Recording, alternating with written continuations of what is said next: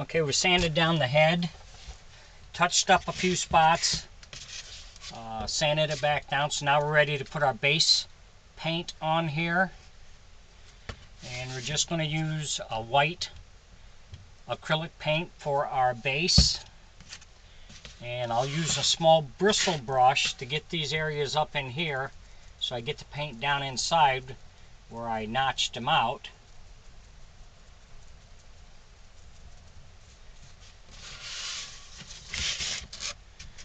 If you enjoy my videos, please like and subscribe on my YouTube page. I'd appreciate it. If you have any questions or comments, put it in my comments section. I'll get back with you.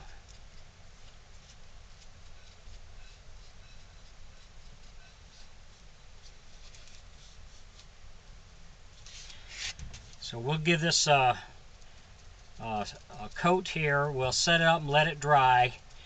Then we'll put on a second coat. And then we should be ready to start adding our color.